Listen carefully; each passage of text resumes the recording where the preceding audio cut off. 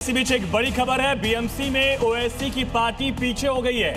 ओवैसी के सभी 32 उम्मीदवार पीछे चल रहे हैं। नफीस जी के दावे सही होते बिल्कुल नजर नहीं आ रहे। एक भी सीट ऐसी नहीं है जहां एमआईएम का कोई प्रत्याशी लीड भी कर रहा हो। ये बहुत बड़ा झटका है नफीस अंसारी आप लोगों के लिए। हर सीट पर आप पीछे हैं, कहीं भी आपकी पार्टी लीड लेती हुई नहीं दिख रही है। अभी तो ये रुझान है, अभी तो बाकी है टाइम। ये तो रुझान है, क्या हो जाएगा नतीजे में, क्या होगा? बीएमसी पर आप लोग काबिज हो जाएंगे। अच्छा मान लीजिए साहब, आगे देखिए, मान लीजिए अगर जनता हमें नकार भी रही है और हम हार जाते हैं तो इससे कोई बात नहीं, फिर भी हमारा विश्वास लोकतंत्र पर रहेगा। हम फिर से कोशिश करेंगे, पार्टी में बात करेंगे, विचारधारा की क्या सिस्टम है, क्या प्रॉब्लम है, कहां पर हमें नुकसान, हम इस पर बात करेंगे। इसका ठेकरा हम किसी और के ऊपर नहीं फोड़ेंगे। किसी और पर ठेकरा मत फोड़िए, लेकिन कांग्रेस को आपने वोट कटवा क्यों कह दिया? लेकिन हाँ, ये राइट है। महाराष्ट्र में आज बीजेपी अगर जीत रही है तो कांग्रेस ने एकदम पूरा 100% तरीके से देखिएगा, उन्होंने शिंदे आपके नेता बैरिस्टर ओवैसी अपील कर रहे थे कि मुसलमानों को एजेंसी बनानी होगी, सिर्फ वोटर बना रहा तो बुलडोजर चलता रहेगा। क्या मुसलमान फिर से वोटर बन गया? साल में हमें नुकसान हुआ, क्या मुसलमान फिर से वोटर बन गया? नफीस जी, नुकसान झेला है। हमने सिर्फ किसी को हराने की, किसी को जिताने की लड़ाई लड़ी है। अब हमारी लड़ाई विकास की, स्कूल कॉलेज हॉस्पिटल की है। जो पार्टी विकास की बात करेगा हम उसके साथ खड़ा हो जाएंगे। लीडरशिप बहुत जरूरी है। हर समाज के लीडर है, ठाकरे समाज के लीडर, मराठी समाज के लीडर, लेकिन मुस्लिम समाज के लीडर का पता ही नहीं है। अनिल जी शायद जवाब देना चाह रहे हैं। अनिल जी, इस बढ़त को कैसे आप देख रहे हैं? क्या ये बढ़त नतीजों में भी तब्दील होगी? बिल्कुल नतीजों में तब्दील होगी, और वंशवाद की राजनीति को जनता नकार रही है और प्रदर्शन की राजनीति को समर्थन भी दे रही है। अरे आपके नेता के बेटे सांसद ऐसा वंशवाद वाला नारा आप मत लगाइए। नहीं, वंशवाद नहीं, वो अपने कर्तृत्व से तीसरी बार चुनकर गए हुए नेता हैं और आज इस समय लीडर ऑफ द हाउस बने हुए हैं।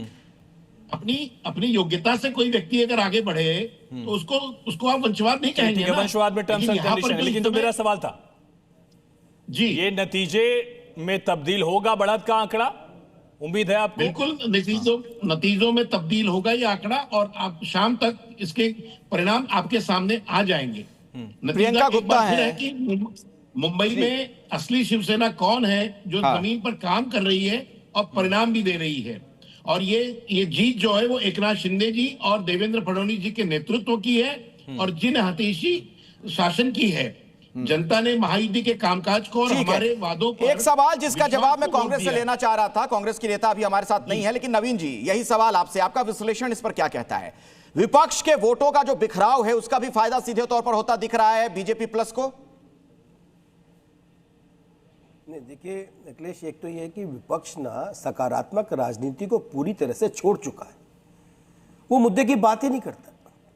अब देखिए राहुल गांधी, मैं प्रियंका जी को यही कह रहा था कि राहुल गांधी जी के साथ जो चोकड़ी है वो सारे की सारी जमीन पे काम ही नहीं करना चाहती। वोटर लिस्ट चेक नहीं करती, नए वोट नहीं बनाती, अपने कार्यकर्ताओं को जोड़ने का काम नहीं करती, मतदाताओं के पास पर्ची बंटवाने का काम नहीं करती, अपनी बात उन तक पहुंचाने का काम नहीं करती, और दोष देती है कि वोट काट लिए, वोट चोरी हो गया।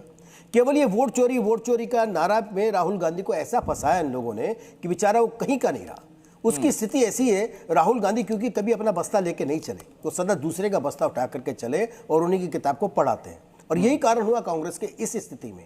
कांग्रेस को अपनी जमीन पर काम करना चाहिए। देश एक मजबूत विपक्ष चाहता है, लेकिन इस आधार पर नहीं चाहता कि आप देश के विरोध में बात करेंगे, देश के खिलाफ बात करेंगे और आपको लोग जिता देंगे। सर, शिवसेना यूबीटी का भविष्य आप कैसे देख रहे हैं? आखिरी किला था जहां आप ये बताइए मुझे कि आप वचन बची थी।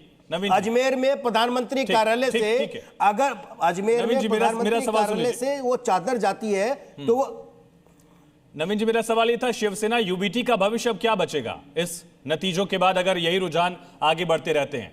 बीएमसी ऐसा खिला था जहां उनका वर्चस्व लगातार 3 दशक से था, वो भी दरक रहा। उद्धव ठाकरे जी ने जब से, मैं बार बार ये कहता हूं, शिवसेना का जन्म मराठी और सनातनी पार्टी के तौर पर हुआ था, यही बाला साहब ठाकरे ने किया था। जब से उन्होंने इस राह को छोड़ा है पिछले समय में सत्ता के अंदर मुख्यमंत्री बनने के लिए, तब से उनका वो डिरेल हो रहे हैं, लगातार डिरेल होते जा रहे हैं। और भविष्य नहीं है शिवसेना उद्धव ठाकरे का इस समय, और इसीलिए वो अलग निकल करके गई है।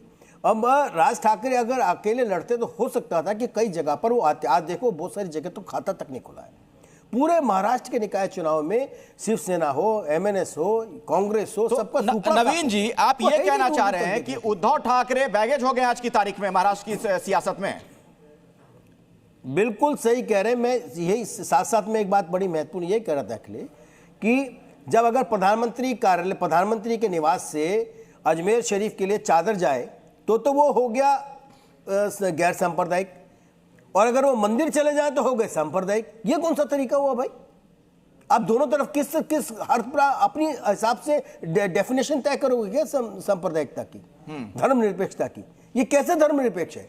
इस देश के अंदर राजनीति वही कर सकता है जो धर्म को अपनाता है, इस देश के अंदर, किसी भी देश के अंदर। और यही कारण है सर्वोच्च न्यायालय के मुख्य न्यायाधीश के, हर न्यायाधीश के पीछे लिखा रहता है कि धर्म पे चलने वाला ही न्याय का।